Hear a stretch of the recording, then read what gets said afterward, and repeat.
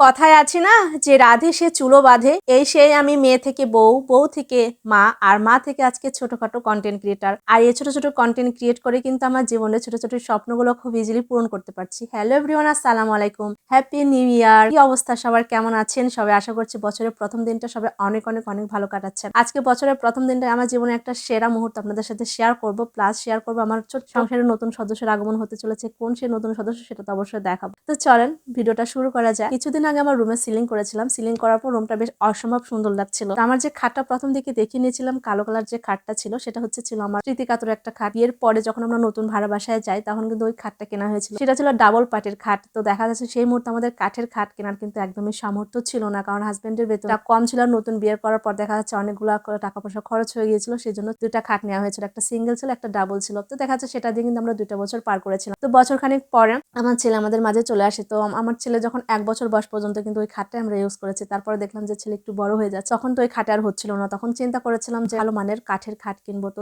ইতিমধ্যে আমরা বগুড়াতে শিফট হয়ে যাই। বগুড়াতে আসার পর আমরা কাঠের খাট বানাই, সেমি বক্স খাট। আমার বরাবরই কিন্তু বক্স খাট অনেক বেশি পছন্দ, কারণ বিয়ের আগে আমি সবসময় বক্স খাটেই ঘুমাতাম। হাজবেন্ডকে বায়না করেছিলাম বক্স খাট দেওয়ার জন্য, কিন্তু সে সময় সেমি বক্সটাই নিয়েছিলাম। তো সেটা কিন্তু খুব একটা খারাপ না, ভালোই ছিল। তো সেটা নিয়ে চলছিল। ভাড়া বাসা থাকলে কিন্তু বড় বড় বাসায় আমি সবসময় থাকতাম। তো যখন বাসা আত্মীয় স্বজন আসে, 2-3টা এক্সট্রা তোষক ছিল, 2টা খাট ছিল, দেখা যাচ্ছে সবাই টোরে বিছানা করে বা খাটে এভাবে করে হয়ে যায়। তো সো ফাইনালি আমরা 1 বছর হচ্ছে আমাদের নিজেদের বাসায় চলে আসছি। এখন কিন্তু আর ফার্নিচার টানাটানির কোনো ঝামেলা নাই, যেহেতু ভাড়া বাসা, আজকে এই বাসা তো কালকে অন্য বাসা, এভাবে করে টানাটানির একটা ঝামেলা থেকে যায়। এই জন্য করে ফার্নিচার যা যা প্রয়োজন ছিল আমাদের সংসারে সেটা কিনেছি। তারপরে কিন্তু অনেক কিছু কিনেছি, সেগুলো তো আপনারা একটু একটু করে আমার ভিডিওতে দেখতেই পারেন।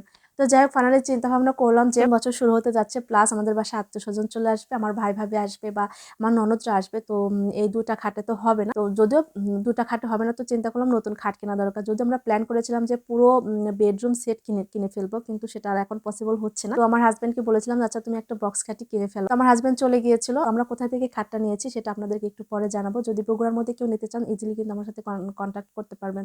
তো খাটটা হচ্ছে আমার হাজবেন্ড যখন নিতে যায়, আমি কিন্তু সাথে যাই নাই, আমি আমার ননদের বাসায় তখন বেড়াচ্ছিলাম। তো দেখা যাচ্ছে আমার হাজবেন্ড যাওয়ার পর আমাকে ভিডিও কলে দেখাচ্ছিল কোনটা পছন্দ। আসলে যেহেতু আমি গৃহিণী আর আমার ঘর সাজানো অনেক বেশি পছন্দ, আমার হাজবেন্ড জানে, আর আমার পছন্দে কিন্তু সে খাটটা নিচ্ছে। আমি যেটা পছন্দ করে দিয়েছিলাম মাশাআল্লাহ সেটাই কিন্তু সে নিয়েছে। যেহেতু খাট যখন আমরা কিনি তো সেটা হচ্ছে যে কালার করা ছিল না, তো কালার করার জন্য তারা একদিন সময় নিয়েছিল। আর তাদেরকে যখন আমার হাজবেন্ড বলেছিল যে আমার ওয়াইফের ফেসবুক পেজ আছে, সেখানে 50,000 প্লাস ফলোয়ার আছে, তো সেটা জানার পর তিনি অনেক বেশি এক্সাইটেড এবং খুশি হয়েছে। সে তো অনেক বেশি খুশি, তখন বলে যে আরো ভালোভাবে কাজ করতে হবে, যেহেতু এটা ফেসবুক পেজে চলে যাবে।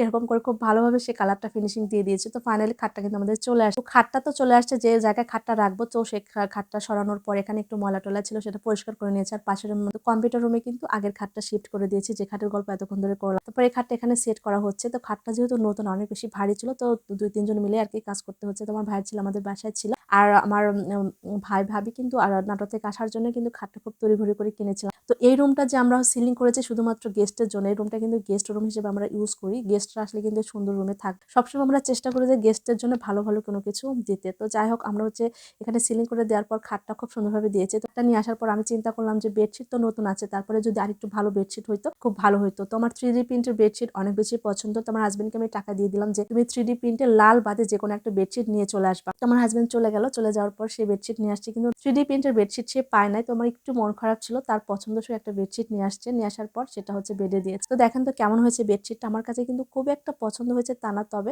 আমার হাজবেন্ড বারবার করে বলছিল খাটের সাথে ম্যাচিং হয়েছে। আমি আবার ম্যাচিং জিনিসটা কিন্তু অনেক বেশি পছন্দ করি। এটা পারার পর দেখলাম সত্যি অনেক বেশি সুন্দর লাগছে। তোমার ছোট্ট সংসারের ছোট্ট সদস্যের আগমন কিন্তু ঘটে গিয়েছে নতুন বছরে, সেটা আপনাদের সাথে শেয়ার করলাম। আর হ্যাঁ, এটা বলে দিচ্ছি, এই খাটটা কিন্তু আমার টাকায় কিনিনি, এটা কিন্তু আমার হাজবেন্ডের টাকা কিনেছে। তবে বেডশিটটা কিন্তু আমার টাকা কিনেছে। ছোট ছোট স্বপ্নগুলো পূরণ করার জন্য কিন্তু আমি আজকে এই জায়গায় দাঁড়িয়ে আছি।